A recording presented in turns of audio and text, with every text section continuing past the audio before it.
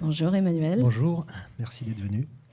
Alors, changement de décor, cette fois. Alors, Berlioz, quel titre mystérieux. Quitter Berlioz. Non, il ne s'agit pas d'une séparation avec Berlioz, il s'agit du nom d'une cité. Nous allons à la rencontre de Younes, un jeune homme de 23 ans. Au début du roman, il sort de prison affublé d'un bracelet électronique à son pied. Il est libéré plus tôt que prévu. Il doit absolument trouver un travail pour pouvoir montrer patte blanche, si j'ose dire. Il va trouver du travail chez son ancien employeur. Il était coursier moto. Et donc, il va aller essayer de récupérer ce travail, ce qu'il va réussir à faire, et retrouver par là même son meilleur ami et toute une bande de collègues, copains, toute une pléiade de personnages qu'on va suivre tout au long de ce livre. Ce ne sont pas des retrouvailles très faciles. Il y a, on le comprend assez vite, ce qu'on va appeler un contentieux avec Serge, son meilleur ami, son ami d'enfance, son ami à la vie, à la mort, avec qui ils ont partagé tellement de choses. Même si la vie a voulu les séparer, ils avaient réussi à tenir, sauf que là, voilà, il s'est passé quelque chose. D'abord, tout simplement, Emmanuel Flech, au-delà de ce que je viens de dire, qui est ce Younes et d'où vient-il ? Alors oui, Younes c'est le personnage principal et effectivement c'est aussi une histoire d'amitié, c'est vraiment le fil rouge du roman, donc l'amitié entre Younes et Serge. Et Younes, Younes c'est un garçon qui est né dans la cité Berlioz, à Bobigny, qui est une cité qui a poussé en plein champ dans les années 70, comme beaucoup de cités à cette époque-là. Ses parents sont des immigrés marocains, donc son père est ouvrier, sa mère est femme de ménage. Et il grandit au milieu de 6 frères et sœurs, au 12e étage de la tour F de la cité Berlioz. Et à 6 ans, il fait la rencontre de Serge. Donc c'est vraiment une amitié qui s'ancre dans l'enfance, dans les années de CP, C20. Et ils grandissent dans ce territoire qui est très grand à leurs yeux, mais en fait, voilà, qui est la dalle de la cité, les tours, et puis un territoire un petit peu qui est important au début du livre, ce qui s'appelle la zone, qui est une sorte de terrain vague, comme il y en avait encore beaucoup à cette époque, qui ont disparu depuis, qui est à la fois un territoire inquiétant et attirant pour les garçons qui sont, pour les bêtises qu'ils ont envie de faire. Et donc, ils grandissent là-dedans, ils font un peu les 400 coups ensemble, et leur amitié se renforce au fil des années. Mais cette amitié va être contrariée par deux événements successifs. Le premier, c'est que quand ils entrent au collège, il se rend compte que tout ce qui laissait à peu près tout le monde indifférent dans la cour de l'école primaire commence à poser des problèmes dans celle du collège. C'est que Younes est un arabe et Serge est un blanc, et qu'il commence à y avoir quelques frontières qui se dessinent, quelques logiques de clans qui se mettent en place, et Younes va avoir un petit peu de mal, va louvoyer un petit peu au collège vis-à-vis de cette nouvelle configuration. Et le deuxième événement, c'est que le frère aîné de Younes, Salim, qui est son frère préféré, va tomber dans l'héroïne. On est au milieu des années 80, donc la période où l'héroïne conjuguée au sida va décimer silencieusement les banlieues françaises, et Salim va entraîner dans sa toxicomanie toute sa famille, dans une tragédie familiale. Et donc Younes, en entrant dans l'adolescence, va commencer à souffrir intimement de ce désastre, et va tomber dans une sorte de dépression adolescente. Alors, ce qu'il est très important de dire, c'est que Younes est un élève brillant. Serge est plutôt le cancre, mais que cette déflagration qui va suivre les événements avec Salim va aussi avoir un impact sur la scolarité de Younes. Et on voit bien comment, à travers les clans que vous évoquiez tout à l'heure et la manière dont la trajectoire de Younes commence à dériver, qu'il y a aussi une question de déterminisme social qui se met en place. Alors effectivement, moi c'est ça qui m'intéressait. Alors c'est vrai que c'est un roman qui est un peu qui est dans la veine sociale.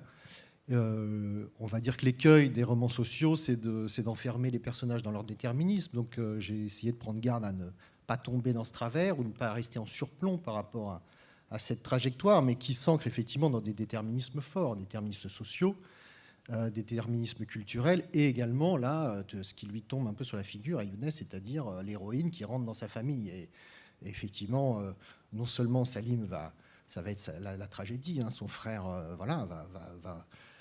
est promis à un avenir de junkie, sans rentrer trop dans les détails, mais ça va avoir des conséquences importantes. Et donc Younes, effectivement, va se mettre à fumer à outrance, va se laisser un petit peu glisser dans une sorte de fatalisme, et de fil en aiguille, va se mettre à dealer du shit en bas de sa tour, rejoindre les garçons qui ont un petit peu lâché l'affaire, qui n'ont pas trouvé le ressort de s'en sortir autrement, on va dire. Et c'est à ce moment-là aussi que du coup, ils vont se perdre un petit peu de vue avec Serge. Cette amitié, Serge, lui, par la force des choses, va un peu s'éloigner.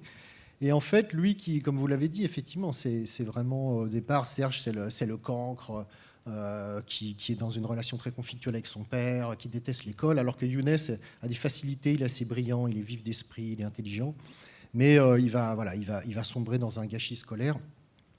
Et c'est pourtant Serge qui va réussir à exaucer en fait le titre du roman, parce que quitter Berlioz, c'est un petit peu le vœu, l'horizon, l'espoir, c'est-à-dire pour s'offrir une autre vie que la leur, eh bien, il va falloir quitter ce petit territoire.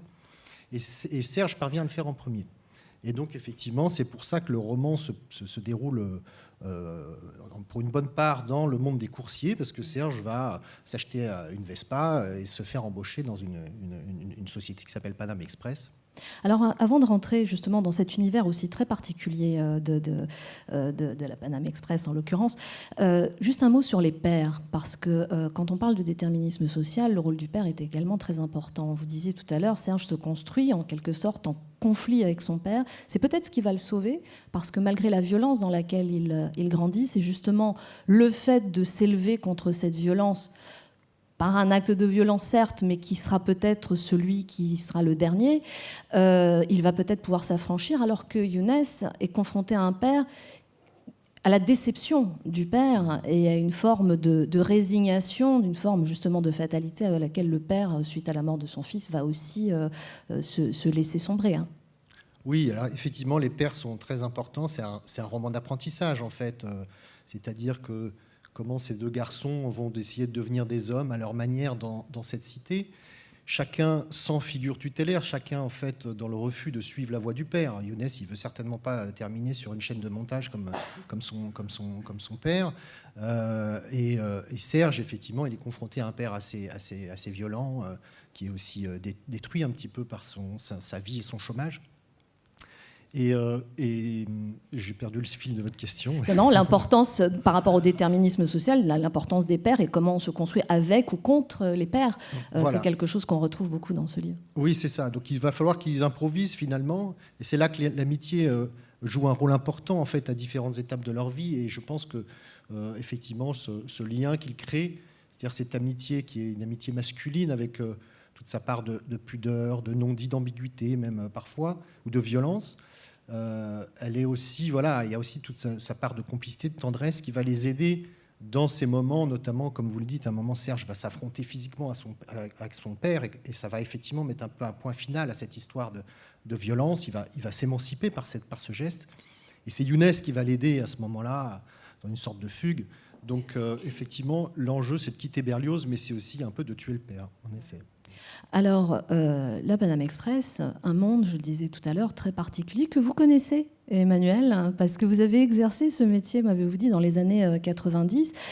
C'est un métier, on s'en doute, mais on ne peut pas en mesurer peut-être l'ampleur, quand on ne l'a pas vécu, de la difficulté de ce métier, parce que si on veut aller vite, c'est quelqu'un qui aborde un scooter, apporte un paquet d'un point A à un point B. La réalité est tout autre. Qu'est-ce que ça représente pour ces jeunes comme enjeu au quotidien que de faire ce métier déjà? Alors oui, moi c'est vrai que c'est parti. L'envie d'écrire ce roman, c'est une vieille envie. C'est un peu, moi je le considère un peu comme mon premier roman, même si c'est le 4e. C'est un peu le roman auquel je fantasmais au guidon de mon scooter. Moi j'avais arrêté les études, j'avais un peu tout plaqué dans l'idée de devenir écrivain, pensant naïvement qu'il suffisait d'avoir le feu sacré et puis de se mettre dans le sillage des grands auteurs américains qui ont pris la route. Bon voilà, ça a pris un peu plus de temps que prévu.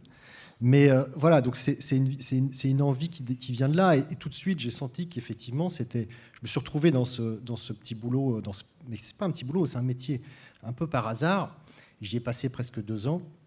Et du coup, ce que j'ai voulu raconter, effectivement, c'est un métier exclusivement masculin, dans lequel il y a à la fois, ça préfigure un petit peu les plateformes de livraison d'aujourd'hui, c'est-à-dire que les salariés, en fait, on est à la frontière du salariat et de la domesticité. les salariés sont mis en concurrence les uns avec les autres. Donc il y a à la fois une rivalité entre les coursiers qui travaillent pour le même patron, le patron qui peut distribuer les bonnes, les mauvaises courses, qui a vraiment beaucoup de leviers pour diviser, pour mieux régner. Et en même temps, ça crée un fort sentiment d'appartenance, une sorte de fierté prolétaire autour d'un savoir-faire, hein, d'une vision de la ville aussi, d'un sentiment de connaître Paris, la banlieue, d'une manière dont personne ne les connaît, c'est-à-dire avec une intimité à la fois de la circulation, de la vitesse, de l'enchaînement des feux rouges, des choses comme ça. Les palpitations de la ville aussi, voilà, auxquelles on est confronté au quotidien. Voilà, les palpitations qu'on ressent sans doute de façon un peu unique en faisant ce métier, mais aussi l'intimité, c'est-à-dire on est à la fois extrêmement dépendant et tributaire de la météo, c'est-à-dire que une journée peut être presque un plaisir quand il fait beau au printemps et qu'on peut rouler sur une route sèche et puis devenir un peu un enfer quand au mois de décembre il faut se taper 3 heures de scooter dans la nuit sous la pluie. Donc je voulais essayer de rendre ça, effectivement, de rendre l'expérience physique de ce que c'est que de ce métier. Oui, voilà, on prend le temps d'expliquer ce métier, non pas pour faire un cours sur comment devenir coursier, mais parce que c'est le quotidien de tous les personnages qu'on va rencontrer dans ce livre. Vous avez parlé des rivalités aussi, qui sont très importantes, parce qu'à la fin de la journée, il s'agit quand même de gagner sa vie le mieux possible. Et puis, après, il y a aussi les affinités qui vont venir jouer un rôle. Il y a la capacité ou pas d'empathie de certains. Il y a des personnages avec une très grande empathie, d'autres qui au contraire sont dans une volonté même de pouvoir. Donc il y a tous ces enjeux auxquels Younes va se retrouver confronté. Puis il y a une histoire aussi derrière, on ne dira pas tout, mais il y a quand même des histoires, parce que qu'est-ce qu'on apporte aussi quand on est coursier, quel genre de paquet on va distribuer, ça joue aussi un rôle très important. Et puis je disais qu'il y a un contentieux avec Serge, et ça c'est aussi au cœur de l'histoire. Encore au cœur de l'histoire, une histoire d'amour. Il faut une fille, forcément, il faut une fille. Elle s'appelle Vanessa.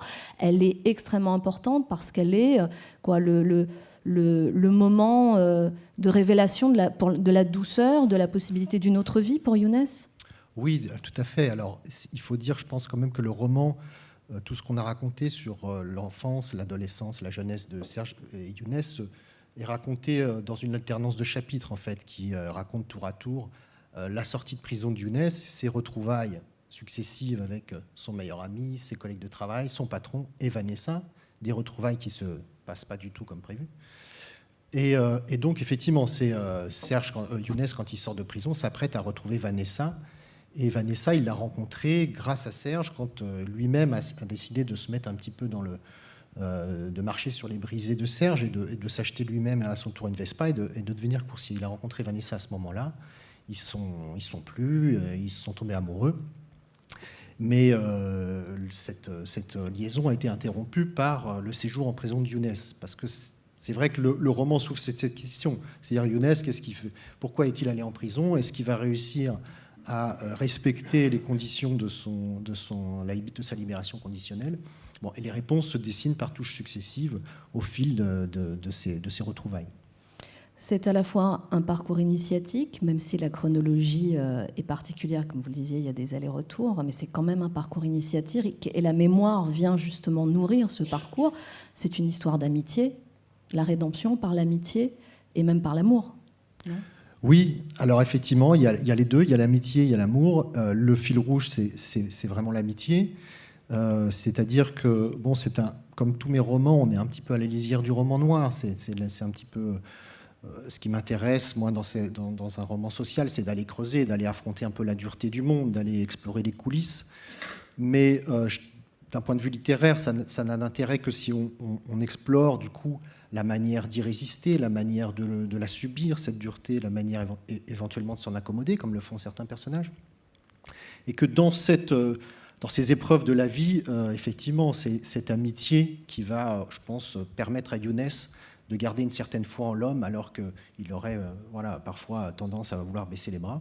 Et l'amour aussi. Mais l'amour n'est pas forcément aussi durable que l'amitié. Voilà. Ce sera le mot de la fin. Merci beaucoup, Emmanuel Flech. Merci. Quitter Berlioz, c'est le titre de votre nouveau roman.